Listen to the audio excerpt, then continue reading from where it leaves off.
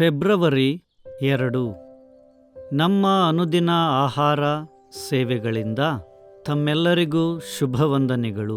ಇಂದಿನ ಶುಭ ಸಂದೇಶ, ಕಣ್ಣೀರಲ್ಲಿ ಆಶೀರ್ವಾದ, ವಿನ್ ಕೋಲಿಯರ್ ಅವರಿಂದ. ಇಂದಿನ ಸತ್ಯವೇದದ ಭಾಗ ಮತ್ತಾಯ ಅಧ್ಯಾಯ 5 ವಚನ 1 ವಚನ 12 ಆತನು ಆ ಜನರ ಗುಂಪುಗಳನ್ನು ಕಂಡು ಬೆಟ್ಟವನ್ನೇರಿ ಕೂತುಕೊಂಡ ತರುವಾಯ ಆತನ ಶಿಷ್ಯರು ಆತನ ಬಳಿಗೆ ಬಂದರು. ಆತನು ಅವರಿಗೆ ಉಪದೇಶ ಮಾಡಿ ಹೇಳಿದ್ದೇನೆಂದರೆ, ಆತ್ಮದಲ್ಲಿ ಬಡವರಾಗಿರುವವರು ಧನ್ಯರು, ಪರಲೋಕ ರಾಜ್ಯವು ಅವರದು. ದುಃಖ ಪಡುವವರು ಧನ್ಯರು, ಅವರು ಸಮಾಧಾನ ಹೊಂದುವರು.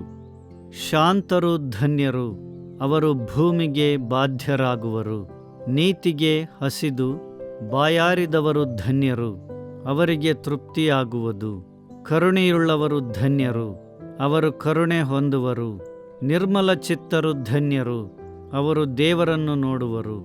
ಸಮಾಧಾನ ಪಡಿಸುವವರು ಧನ್ಯರು, ಅವರು ದೇವರ ಮಕ್ಕಳು ಅನ್ನಿಸಿಕೊಳ್ಳುವರು. ನೀತಿಯ ನಿಮಿತ್ತವಾಗಿ ಹಿಂಸೆಯನ್ನು ತಾಳಿಕೊಳ್ಳುವವರು ಧನ್ಯರು, ಪರಲೋಕ ರಾಜ್ಯವು ಅವರದು.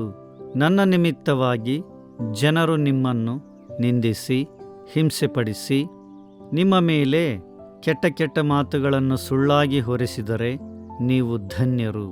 ಸಂತೋಷಪಡಿರಿ, ಉಲ್ಲಾಸಪಡಿರಿ. ಪರಲೋಕದಲ್ಲಿ ನಿಮಗೆ ಬಹಳ ಫಲ ಸಿಕ್ಕುವುದು.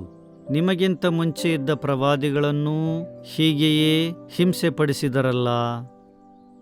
ಮುಖ್ಯ ವಚನ, ದುಃಖ ಪಡುವವರು ಧನ್ಯರು. ಮತ್ತಾಯ ಅಧ್ಯಾಯ 5 ವಚನ 4. ಇಂಗ್ಲೆಂಡಿನಲ್ಲಿ ವಾಸಿಸುತ್ತಿದ್ದ ಯುವಕನೊಬ್ಬನಿಂದ ನನಗೊಂದು ಇಮೇಲ್ ಬಂದಿತ್ತು. ಇದರಲ್ಲಿ ತನ್ನ ತಂದೆ ಗಂಭೀರ ಸ್ಥಿತಿಯಲ್ಲಿದ್ದು ಆಸ್ಪತ್ರೆಯಲ್ಲಿ ಮರಣಾವಸ್ಥೆಯಲ್ಲಿದ್ದಾರೆ ಎಂದು ಅವರ ಮಗ ತಿಳಿಸಿದ್ದನು. ನಾವಿಬ್ಬರೂ ಪರಸ್ಪರ ಎಲ್ಲೂ ಭೇಟಿಯಾಗದಿದ್ದರೂ ನಮ್ಮಿಬ್ಬರ ಕೆಲಸಗಳಲ್ಲಿ ಅನೇಕ ಸಾಮ್ಯತೆಗಳಿದ್ದವು.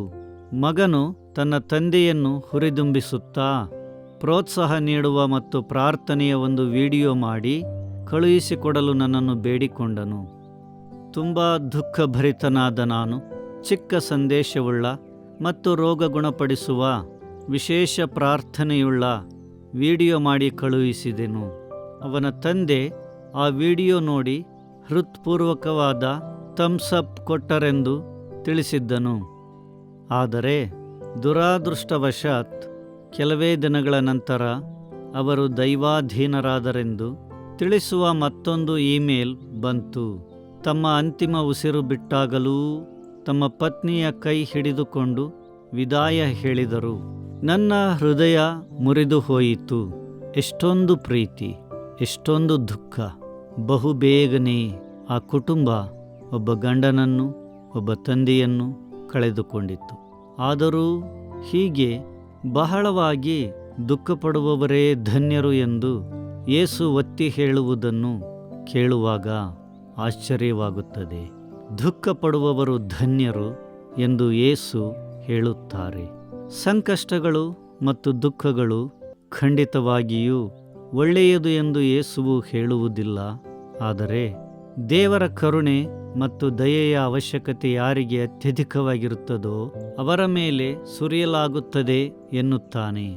ಸಾವಿನ ದುಃಖವನ್ನು ಅಥವಾ ಅವರ ಸ್ವಂತ ಪಾಪಮಯ ಜೀವನದಿಂದ ಜಯಿಸಿದವರಿಗೆ ದೇವರ ಗಮನ ಮತ್ತು ಸಾಂತ್ವನಗಳ ಅವಶ್ಯವಿದೆ. ಅಂಥವರು ಸಮಾಧಾನ ಹೊಂದುವರು ಎಂದು ಯೇಸು ವಾಗ್ದಾನ ನೀಡುತ್ತಾರೆ. ಆತನ ಪ್ರೀತಿಯ ಮಕ್ಕಳಾದ ನಮ್ಮೆಡೆಗೆ ದೇವರು ತಾನೇ ಸ್ವತಃ ಧಾವಿಸುತ್ತಾನೆ. ನಮ್ಮ ಕಣ್ಣೀರಿನ ಸಮಯದಲ್ಲಿ ಆತನು ನಮಗೆ ಆಶೀರ್ವದಿಸುವನು. ನಿನ್ನ ಜೀವನದ ಕದನದಲ್ಲಿ ಮತ್ತು ಇತರರ ಜೀವನದ ಕಥೆಯಲ್ಲಿ ಯಾವ ನಿರ್ದಿಷ್ಟ ಸಮಯದಲ್ಲಿ ದುಃಖವನ್ನು ಪಟ್ಟಿರುವೆ? ಯೇಸುವಿನ ಆಶೀರ್ವಾದದ ವಾಗ್ದಾನವು ಈ ದುಃಖವನ್ನು ನೋಡುವುದನ್ನು ಹೇಗೆ ಬದಲಾಯಿಸಿದೆ? ಪ್ರಾರ್ಥನೆ ಮಾಡೋಣ. ದೇವರೇ, ನಾನು ದುಃಖ ಮತ್ತು ಸಂಕಷ್ಟಗಳಿಂದ ತುಂಬಿ ಹೋಗಿದ್ದೇನೆ. ನನ್ನ ಕಣ್ಣೀರಿನ ಸಮಯದಲ್ಲಿಯೂ ನಾನು ನಿನ್ನ ಆಶೀರ್ವಾದಗಳನ್ನು ಅನುಭವಿಸುವಂತೆ ಸಹಾಯ ಮಾಡು. ಆಮೇನ್.